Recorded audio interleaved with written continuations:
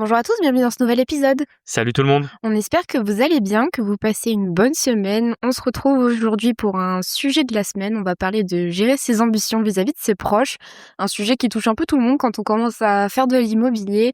Juste avant de démarrer, pour ceux qui ne l'ont pas encore fait, n'hésitez pas à nous mettre 5 étoiles sur les plateformes. Ça nous aide au niveau de l'algorithme et à nous faire connaître auprès d'autres créateurs et même d'une manière générale, faire Oui, connaître le podcast. puis c'est bon pour l'algo Spotify, etc. C'est ou ça. Apple Podcast. Donc, et puis merci franchement à ceux qui l'ont fait parce que Ouais, j'avoue, on a grave monté, là, on a dû prendre entre 25 et 30 notes en 2-3 semaines. Donc franchement déjà un énorme merci à tous ceux qui ont joué le jeu.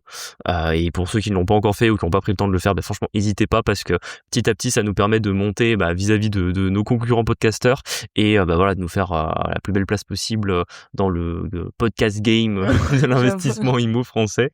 Et puis je sais que vous êtes pas mal à aimer le podcast, à l'écouter depuis longtemps et puis un peu avoir ce petit rendez-vous chaque semaine qu'on vous donne en fonction des sujets qu'on a racontés. En plus, sachant que là forcément, vu qu'on est au milieu de l'été, je sors plus trop d'épisodes avec des invités, mais ça reviendra à la rentrée. Donc franchement, n'hésitez pas à mettre des notes 5 étoiles. Vraiment, c'est le meilleur remerciement que vous pouvez nous faire actuellement. Donc franchement, mille merci à ceux qui le font et ceux qui l'ont pas fait, let's go. Yes. N'hésitez pas aussi à nous rejoindre sur La Floserie, Instagram et YouTube. On vous partage un peu notre quotidien d'investisseur. Et on démarre du coup avec le sujet de l'épisode. Juste un petit point juste avant. Oui. Désolé de te couper, mais t'as oublié de le préciser. Lundi prochain, du coup, il n'y aura pas d'épisode de podcast parce que voilà, ça sera milieu d'août. Je pense que l'immense majorité d'entre vous seront en congé à la plage et puis c'est normal, en plus c'est l'été pour tout le monde, nous on n'a pas non plus 1 milliard de choses à vous raconter, donc c'est pour ça qu'on reviendra le 17 août. Je pense quand certains commenceront à rentrer de vacances, donc voilà, exceptionnellement il n'y aura pas d'épisode lundi prochain. Ouais. On commence l'épisode de le sujet de la semaine. Du coup, gérer ses ambitions vis-à-vis de ses proches. Nous, c'est un sujet qui nous a longtemps touchés parce que, pour ceux qui savent, on a commencé l'investissement. Moi, j'en avais 21. Julien était un peu plus jeune que ça. Donc, on était très jeunes quand on a démarré l'investissement. Et c'est vrai que pendant très longtemps, on n'a pas parlé de ça à nos proches. C'est-à-dire que la plupart de nos amis ne savaient pas qu'on faisait ça à côté. Et c'est pas sans regret parce qu'on a des amis à qui on peut tout confier, mais on va vous expliquer pourquoi des fois c'est bien aussi de garder certaines choses pour soi et comment le jauger par rapport à ses proches. Tout à fait, parce que c'est vrai qu'au tout début on en parlait très peu. Il y avait à la limite nos parents qui peut-être le savaient un tout petit peu qu'on faisait de l'investissement immo, parce que Ils ne voyaient pas trop le week-end et tout comme ça. c'est ça, donc on devait vite fait expliquer ce qu'on faisait, mais moi je me souviendrai toute ma vie, c'est un peu mes amis d'enfance qui sont parmi les plus proches et qui me connaissent depuis vraiment très longtemps. Globalement, c'est quand je leur ai annoncé qu'on avait peut-être 15 appartes, un truc comme ça. C'est le moment où on a commencé à en parler, ça faisait peut-être 2-3 ans qu'on faisait de l'immo, et c'était un peu le moment où on avait cassé le plafond de verre en mode, tu sais, à tout moment ça peut s'arrêter et retour à la case départ. Ouais, Tu sais, ouais. c'est un peu le moment quand tu commences à transformer tes petites maisons Monopoly en hôtel pour ceux qui ont la ref. Et globalement, à ce moment-là, je leur dis au fait, il faut que je vous dise quelque chose. Voilà, là, j'ai commencé l'investissement immobilier depuis quelques années, etc. Et c'est vrai qu'ils m'ont regardé, genre, c'est presque la mâchoire qui va se décrocher, des grands yeux en mode, pourquoi tu ne l'as pas dit avant? Et enfin, d'où ça sort, tu vois? Sachant qu'en plus, je leur ai dit ça, on devait avoir 23 ans. Donc, forcément, à 23 ans, eux, la plupart, ils n'avaient pas fini les études, ils n'avaient pas commencé à travailler. Ils étaient là, attends, nous, on n'a pas commencé à travailler. Et toi, t'es déjà avec un patrimoine de plus de 10 biens. Ouais, et aussi, je pense que c'est parce qu'on n'avait pas un entourage qui était là-dedans, tu vois. Nous, tout le monde est salarié autour de nous. La plupart de nos potes, tout le monde se destinait à une carrière, nous inclus, d'ailleurs, tout le monde se destinait à une carrière, salariée. C'est vrai qu'à part acheter sa maison, tu sais, en fait, la réflexion n'allait pas plus loin de pourquoi est-ce qu'on avait besoin d'acheter de l'immobilier. Et c'est vrai que du coup, à ce moment-là, bon, déjà, il y avait un peu nos parents qui étaient inquiets. Bon, est-ce que c'est normal ou pas, je sais pas, mais forcément, en fait, à ce moment-là, vu qu'on est au début, tu sais, la plupart des gens, ils sont pas spécialement encourageants. En fait, ils ont plus un peu tendance à te décourager que à t'encourager. Et du coup, c'est vrai pour le coup, on a rien dit. Moi, mes copines, c'est trop bizarre à expliquer, tu vois. Tu dis oui, je vais acheter de l'immobilier pour faire l'effet de levier et essayer de quitter mon job un jour. Ils sont là en mode, mais de quoi tu parles? Pourquoi tu fais ça? Donc, ouais, en fait, je pense que c'était pas une si mauvaise idée qu'on se taise un peu. Ouais, tout à fait. Et ça, je pense que ça regroupe un des premiers conseils qu'on peut vraiment vous donner, c'est entre guillemets ne pas trop en parler à ceux qui n'ont pas la connaissance ou ne comprendront pas ce que vous faites parce qu'ils ne l'ont pas fait non plus. Puis tu passes vite pour un zététicien en plus, tu sais, Ouais. genre un peu le mec qui pense qu'il a tout compris et qui est parti sur la route pour être millionnaire et tout ça. Ça peut paraître même un peu pompeux, je pense, aux yeux en tout cas des gens qui saisissent pas le concept. Tout à fait. Et tu vois, moi, ça me fait penser à une autre anecdote en plus d'une conversation que j'ai eue hier soir à l'anniversaire d'un de mes potes qui tout simplement m'a expliqué qu'en fait, il bosse sur un projet où il essaie de lancer une start-up pour créer une plateforme de mise en relation dans le domaine de la musique, tu vois. Donc un domaine où, entre guillemets, moi, le niveau de connaissance que j'ai, c'est un petit peu de connaissance en entrepreneuriat, un petit peu de connaissance en investissement, un petit peu de connaissance en financement, mais j'ai jamais créé de start-up. Le monde de la musique, il est très étranger à moi. Ouais. La manière dont se va se rémunérer une plateforme aujourd'hui, tu sais, plateforme de mise en relation, que ce soit des Allo Voisins, Le Bon Coin, Tinder, peu importe. Je suis pas un expert non plus dans les moyens de rémunération de ce type de plateforme, etc. Du coup, il m'expliquait, il me disait voilà que ça allait pas, si ça allait marcher et autres. Et du coup, moi, ma première réaction, c'est me dire putain, je sais pas si son truc sera rentable. Mais tu vois, c'est là où du coup, avec le temps, t'essaies quand même de progresser et d'évoluer là-dessus, au lieu d'avoir la réponse classique de son entourage qui a dû lui dire ah mais évite, à mon avis ça va pas marcher, tu vois. Je me suis dit écoute, moi dans ma tête je me dis que je sais pas trop si ça va fonctionner. Je lui dis ok, je vais pas lui dire ça parce qu'en fait c'est pas ce qu'il a besoin d'entendre et que de toute façon j'en sais rien si ça va marcher parce que je suis pas assez compétent que pour lui dire. Finalement je lui dis quelque chose de plutôt malin que j'aurais aimé qu'on me dise quand j'ai commencé Limos, et je lui dis t'as essayé de rencontrer quelqu'un qui a déjà lancé une start-up en informatique dans le domaine, voilà, quelqu'un qui s'y connaît un peu, qui pourrait peut-être te rassurer, ou enfin comme il disait ça, il avait pas besoin d'être rassuré, mais je veux dire je sais pas, je lui dis essaye de trouver un mentor, n'importe qui, quelqu'un qui s'y connaît dans ce domaine-là, parce que moi c'est avec grand plaisir que j'en parle avec lui, mais comme je suis limité en termes de compétences, je peux pas lui dire si dans la direction dans laquelle il va ça me paraît bien ou pas. Et du coup je lui dis essaye de trouver quelqu'un qui potentiellement pourra t'aiguiller là-dessus. Et je me dis tu vois, ça c'est un conseil que j'aurais aimé qu'on nous donne quand on a commencé l'IMO, c'est ne parlez pas trop d'IMO avec ceux qui en font pas, et essayez au contraire de trouver des gens qui font Ouais, déjà c'est de ça, l'IMO ouais. pour vous faire progresser, et qui éventuellement, si vous avez des doutes, si vous avez des questionnements, qui pourront éventuellement soit vous conforter dans votre direction, soit à l'inverse vous dire choisis juste une autre route, là tu vas dans une impasse. Mmh. Je pense aussi c'est assez français, hein, tu sais, de parler de ses ambitions, de sa volonté. C'est sa volonté d'argent. Ça, c'est un truc que les Français, ils détestent. C'est pas comme les Ricains qui sont là en mode ouais, bien joué, etc. Eux, ils sont là en mode mais pourquoi tu fais ça, tu vois? Je pense qu'en vrai, t'as un peu le double problème. Première partie, c'est que les Français, ils aiment pas trop parler d'argent, c'est quand même tabou, tu vois. Ouais, Et, ouais. et c'est vrai que ça a tendance à les mettre vite mal à l'aise. Et à l'inverse, c'est vrai que nous, forcément, quand on investit, etc., on a toujours été à l'aise sur cette question-là, sachant qu'on travaille quand même dans des domaines financiers, toi en comptabilité, moi en banque, donc on voyait très bien ce que les gens gagnaient, que ce soit des salariés, que ce soit des chefs d'entreprise, que ce soit des professions libérales. Donc entre guillemets, nous parler d'argent, c'est pas tabou. Et je veux dire, c'est peut-être pas la première question que je pose à quelqu'un quand je raconte combien tu gagnes, mais je sais que par exemple, moi j'aime bien savoir combien les choses coûtent, tu vois, en mode par exemple, on avait rencontré un investisseur qui fait de l'immobilier aux États-Unis, qui m'a raconté qu'il avait posé des verres triple vitrage anti-tempête. Et la première question que j'ai envie de lui poser, c'est combien ça coûte aux États-Unis, tu vois. Mais voilà, c'est pour de la culture, ça fait partie, moi, la culture des chiffres. En plus, j'ai la mémoire là-dessus. J'aime bien savoir, je trouve tout ça intéressant. Mais c'est vrai qu'il y a beaucoup de Français qui sont pas à l'aise avec ça. Et je pense que la deuxième partie du problème, c'est également le fait que malheureusement en France, le travail ne paye plus. Mais quand je dis qu'il ne paye plus, je parle même pas que du travail salarié. Je dis que malheureusement, on est dans une société qui est très, très capée en termes de réussite, où des fois tu vas beaucoup travailler, ça va pas payer, tout simplement parce que l'économie elle est ce qu'elle est, parce que on vit quand même dans une société où il y a énormément d'impôts, où il y a quand même une partie qui profite du système, pendant que t'en as une petite fraction qui travaille très dur pour essayer de le maintenir debout. Et c'est vrai que globalement ça recoupe une phrase que j'avais entendue d'un entrepreneur qui disait que globalement tu peux faire le mauvais business dans les bonnes conditions économiques, ça fonctionnera. Tu peux faire le bon business dans un mauvais marché, ça ne marchera pas.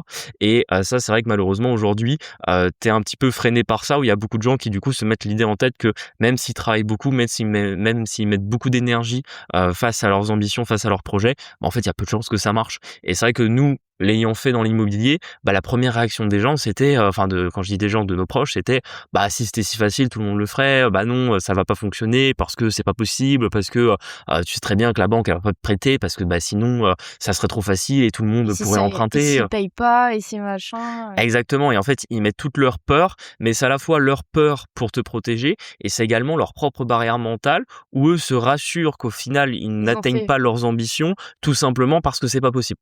Puis tu vois, maintenant avec le recul, parce que du coup, bon, ça fait, 8 ans maintenant qu'on fait ça, nous on a été vraiment au projet où on est vraiment partis de rien du tout et tu sais, tu eu tout le monde, enfin tout le monde, ceux à qui on en a parlé, bon forcément il y a nos parents et et forcément 2-3 personnes à qui à chaque fois on en avait parlé, en fait, ils croient pas en tes ambitions, mais nous, on a eu raison de croire dans les nôtres. Et à l'heure actuelle, c'est en toute humilité, en tout cas, qu'on le dit. Je pense qu'on fait partie des personnes qui ont le plus de moyens parmi notre entourage. Et du coup, maintenant, c'est quelque chose qu'ils remettent plus du tout en question. Oui, Tu vois ce que je veux dire ou pas? ouais, c'est un peu ce qu'on Et appelle on la leur a preuve sociale, démontré tu vois? par A plus B qu'on avait raison.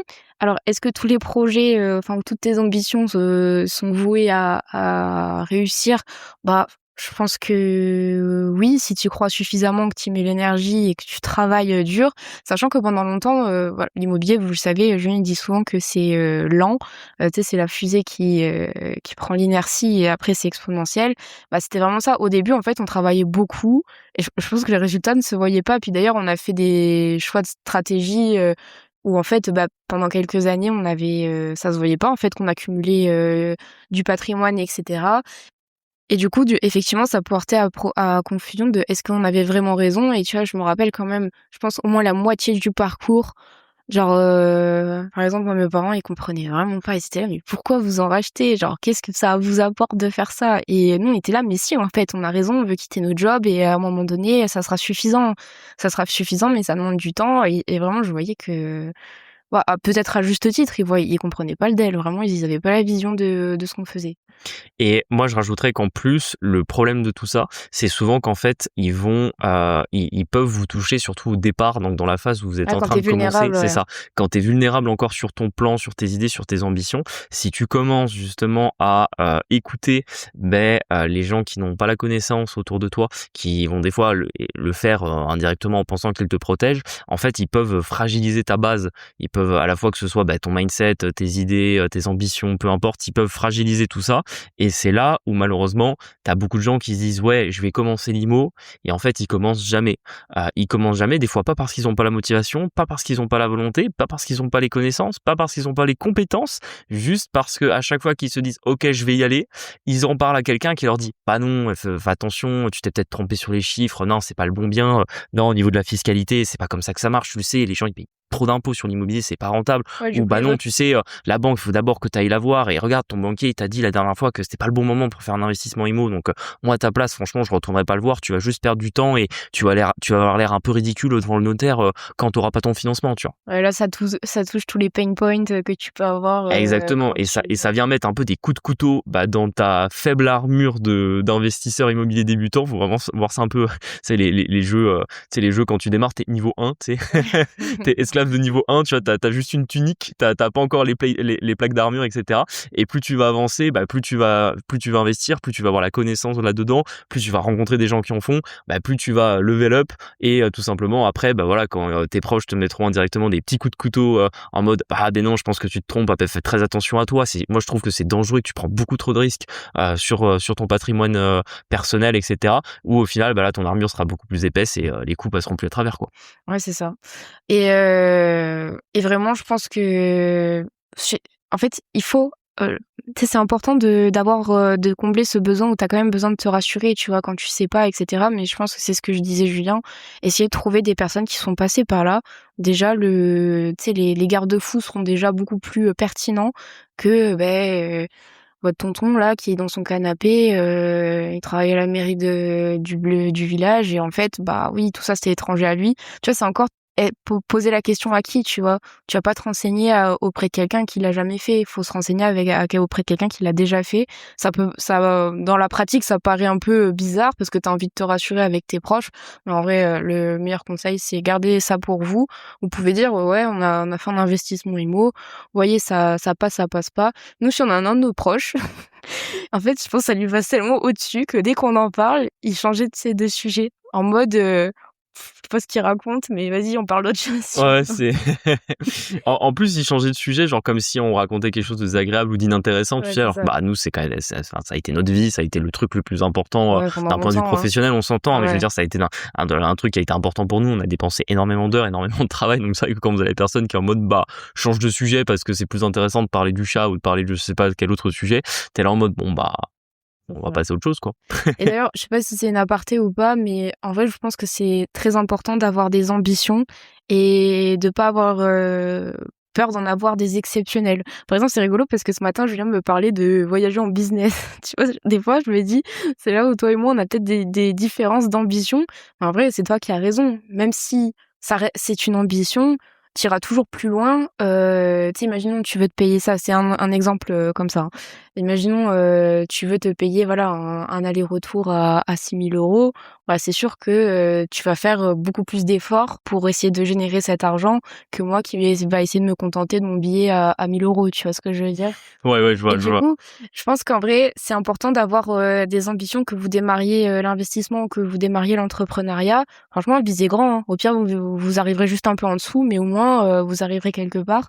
Et, je pense qu'il faut être fier de ses ambitions, mais tourner vers soi-même, tu vois ce que je veux dire? C'est-à-dire, t'es pas obligé de les étaler à tout le monde, mais aie des ambitions pour toi, parce qu'en vrai, la situation économique qui se passe en tout cas en France, bah en fait, si t'as pas d'ambition, ça va être compliqué quand même, hein. Ah ouais, là, c'est sûr. Ça va être chaud, ça va être chaud. Ça va être très très chaud et je suis d'accord avec toi. Je me souviens absolument pas de la conversation sur le business, mais je sais pas, on a C'est dû parce que tu étais en train de barboter dans l'eau. OK, on a du coup parlé de beaucoup de choses, ce matin et tout simplement, moi, là où je voulais rebondir, c'est qu'effectivement, tu sais, tu as un peu la phrase, «Vise la lune et au pire t'atterriras dans les Ah oui, étoiles» voilà, et ouais, c'est c'est ça. effectivement qu'en fait, entre guillemets, avoir de grandes ambitions, c'est bien parce qu'entre guillemets, souvent, ça va vous driver à beaucoup travailler parce que si vous êtes, voilà, si vous êtes normalement constitué d'un point de vue, psychologique, vous savez que si vous avez des très grosses ambitions, il va falloir beaucoup travailler et quoi qu'il arrive, travailler à la fin, ça va payer. Attention, il faut travailler de la bonne manière, hein. Si vous travaillez pour quelqu'un, malheureusement, des fois, ça ne Mmh. payera pas. Si vous travaillez dans la mauvaise direction, sur la mauvaise classe d'actifs,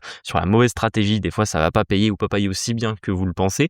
Mais si vous travaillez suffisamment dans la bonne direction, sur une stratégie qui fonctionne, sur des choses qui ont déjà été testées et approuvées par d'autres, bah, en fait, il y a pas de raison que pour vous, ça ne marche pas non plus. Et tu vois, moi, là où je rebondirais aussi sur le fait que c'est extrêmement important pour être plus solide vis-à-vis de son entourage, c'est de ne pas aller chercher la validation.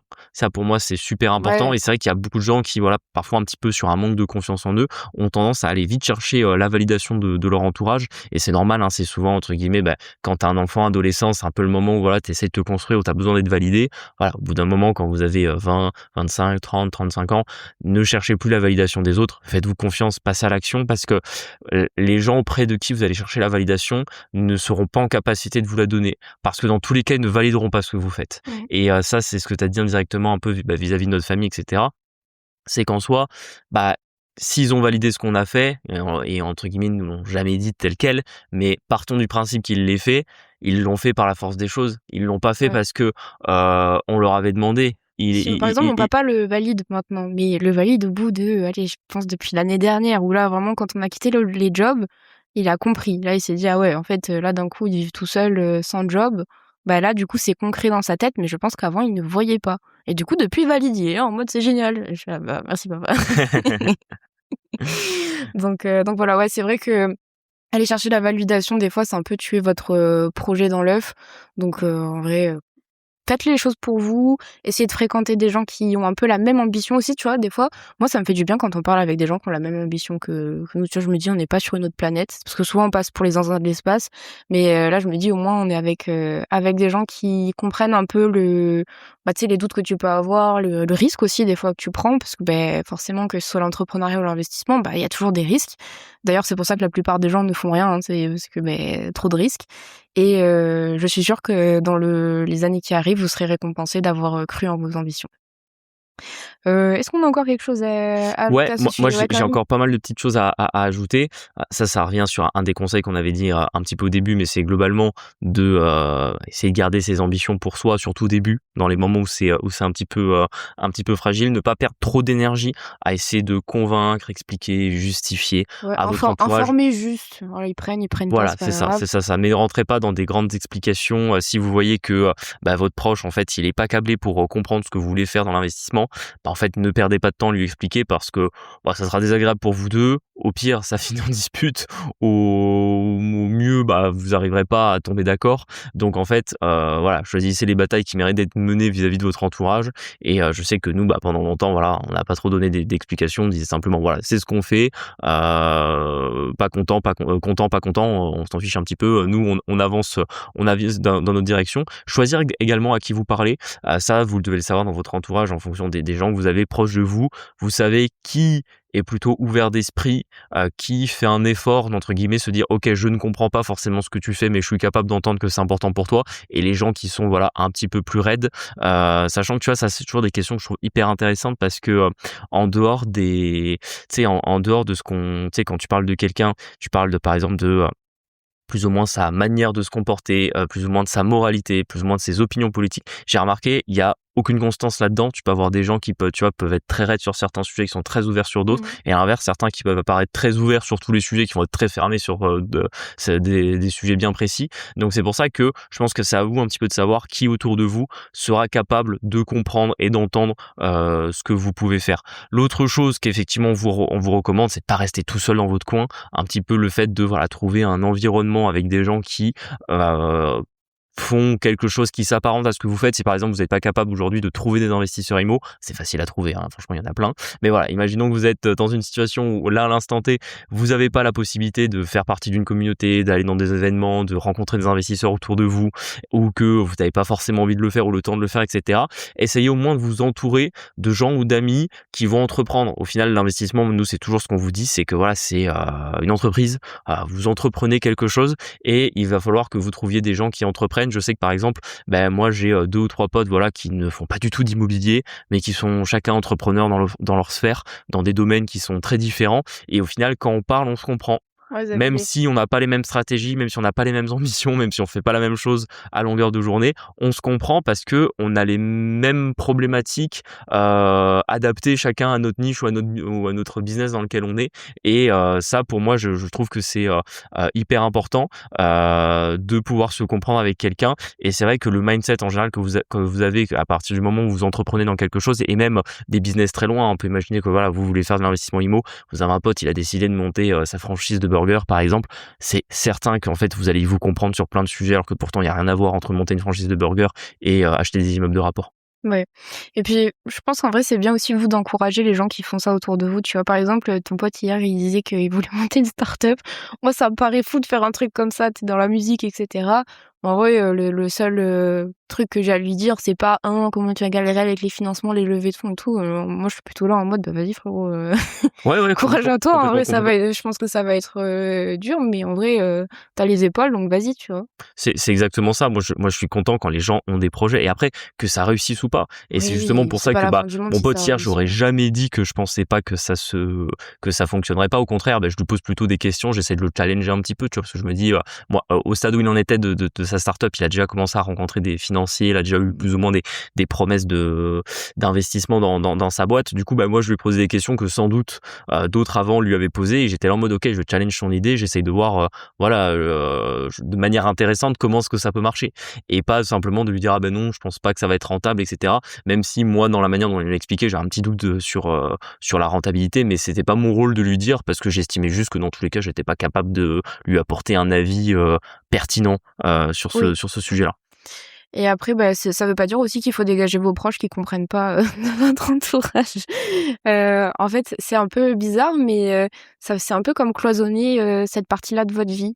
Et en vrai, au final, c'est pas plus mal parce que quand tu pas l'habitude de parler avec telle ou telle personne de tel ou tel sujet, bah, tu l'évites de manière naturelle et tu vois, je pense aussi, il faut pas se braquer. Tout le monde a pas les mêmes ambitions et c'est pas grave, tu vois? Pour le coup, là, c'est vous qui devez être, ouverts d'esprit et le jour où ça les intéresse, vous en parlez avec plaisir. Le jour où voilà, si ça les intéresse jamais, c'est pas grave, on peut avoir d'autres sujets de conversation que l'investissement, Complètement. Enfin, l'entrepreneuriat. nous D'ailleurs, c'est pour ça qu'on les aime à la base et que c'est nos proches, tu vois? tout à fait et franchement, c'est souvent la réflexion avec Marie, c'est qu'aujourd'hui dans nos interactions avec nos entourages et cetera, on aime bien les soirées où ça parle pas 10 mots d'argent parce qu'en fait, c'est un peu toutes nos journées et c'est vrai que quand on veut se détendre, on a envie de parler de d'autres sujets, de d'autres passions, de d'autres centres d'intérêt que de simplement toujours parler, immobilier, machin, même si voilà, ça nous anime, on aime bien ça et cetera.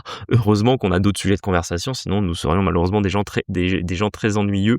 Peut-être moi une dernière chose que j'aurais à rajouter, qui est super importante parce que souvent la question de l'entourage, ça va avec la question de en fait si j'entreprends, si je me démarque trop des autres, je risque de perdre des amis et c'est vrai que nous ça a été un petit peu notre force, on a perdu personne, en tout cas Ouais, pas je à cause de comprends, ouais. l'investissement IMO. Des fois, on peut rencontrer d'autres investisseurs où ça peut être le cas, où ils ont pu voilà perdre des gens autour d'eux à cause de l'investissement. Globalement, moi, ce que j'aurais envie de vous dire, c'est que dans tous les cas, c'est souvent un petit peu écrit à l'avance, c'est-à-dire que Ouais, je globalement, s'il y a des gens qui doivent s'éloigner de vous, je pense qu'ils se seraient éloignés de vous dans tous les cas, que vous investissiez ou pas. Ça, c'est un peu la phrase que je peux vous dire pour vous rassurer là-dessus. Et sinon, l'autre chose, je pense que, et ça sera important pour vous, pour votre développement et pour le développement de votre entourage, vous ne transformerez pas les gens autour de vous. Ah Donc, oui, il y en a qui globalement, essayent de convaincre et ça c'est sert à ça. rien, ouais. Vous ne ferez pas en sorte que votre famille, que vos proches deviennent investisseurs. Tout ce que vous pouvez faire, c'est influencer positivement cette décision. Et moi, ce que j'ai envie de vous dire, c'est soyez des exemples en fait. Et que en fait, dans la vie, on veut suivre des exemples. Donc en fait, si vous êtes un exemple pour votre famille, vous êtes un exemple pour vos familles, pour vos amis, pardon. Et sinon, un peu fatigués tous les deux, genre la langue qui fourche. Globalement, ce qui va se passer, c'est que en tant qu'exemple, les gens vont avoir envie de vous suivre, vont avoir envie de vous ressembler, vont avoir envie de faire partie de votre vie. Et en fait, ça sera positif pour vous parce qu'en fait, vous vous sentirez bien entouré. Et en général, quand on a tous quelqu'un en tête, un exemple, quelque chose, etc., qui on a envie de ressembler et qu'on aime bien d'un point de vue positif. Et c'est surtout que ceux qui la vie les amènera d'une manière ou d'une autre à investir ou à entreprendre à un moment donné, en fait, ces gens-là, le fait de vous avoir autour, le fait de peut-être un jour vous demander un conseil ou de tout simplement vous voir avancer, ça leur donnera probablement la force d'aller un peu plus loin que ce qu'ils auraient fait si vous aviez pas été là. Mmh. J'ai un exemple comme ça, on a un couple d'amis qu'on voit assez souvent, qui ont des amis, mais nous on les fréquente pas, enfin on les connaît pas plus que ça, c'est des amis à eux. Et il y en a ce couple-là, enfin leur couple d'amis ont décidé il y a quelque temps d'acheter un Pinel, et je sentais bien que nos amis ils étaient en mode mais c'est aberrant, c'est ci, c'est mi. Ils ont forcer la conversation pendant longtemps pour essayer de les convaincre qu'il fallait faire de l'IMO rentable, que le Pinel c'était nul, etc. Et nous on était là, mais en vrai laissez-les, ça sert à rien d'essayer de les convaincre, etc. Vous allez juste vous embrouiller. Et ça a pas manqué, hein, quasiment 2 ans plus tard, en fait ils sont assez éloignés. Et au final, ils ont projeté des choses trop bizarres. En essayant de les convaincre, je pense qu'ils ont plus fait de l'immobilisme en face qu'autre chose, parce que du coup le projet était enclenché. Et si en vrai le Pinel ça leur allait, pourquoi pas, tu vois ce que je veux dire? Donc ça rejoint un Oui, peu complètement, ce que tu disais, mais oui, ça sert à rien d'essayer de convaincre les gens, complètement. Moi, donnez la bonne parole au moment où vous y êtes, et puis voilà, quoi. c'est exactement ça. Et je trouve que c'est un bon exemple que tu as donné parce que nous, on n'a pas de proches qui achètent un Pinel, heureusement. Mais si ça arrivait, je sais que je ne le, comment dire, Tu pousserais pas, en fait. je ne le flagellerais pas parce qu'en fait, ça n'aurait pas grand intérêt à part soit nous fâcher, soit le vexer. Globalement, Je pense que je c'est ça dirais, aussi, ouais. écoute, voilà, j'utiliserai un petit peu d'argument d'autorité et j'essaierai de lui amener des faits. Je lui dis, écoute, moi, voilà ce que je pense du Pinel. Prends d'autres avis. Voilà, parce que je suis peut-être pas, Ouais, enfin, tu pas Dieu, quoi, je ouais. suis exactement, je suis pas Dieu, je suis pas non plus le maître du monde de l'immobilier. Donc, voilà ce que moi je pense du Pinel. Prends d'autres avis, réfléchis bien, mais après, de toute façon, c'est toi qui décides et c'est ton argent, quoi. Ouais, c'est ça. Enfin bon, est-ce que t'as encore Non, petite réflexion à partager? Je pense qu'on est pas je mal, en pense que vrai. là, on est pas mal. N'hésitez pas à nous dire ce que vous avez pensé de cet épisode. On peut se parler sur Instagram, La Flouserie. C'est un plaisir à chaque fois de discuter avec vous. N'hésitez pas à nous mettre 5 étoiles sur les plateformes, ça nous aide au niveau de l'algorithme à nous faire connaître auprès d'autres auditeurs, à nous rejoindre sur La Flouserie Instagram et YouTube. On vous partage notre quotidien d'investisseur et on se dit à dans 2 semaines pour un prochain épisode. À À bientôt. bientôt, ciao. Ciao.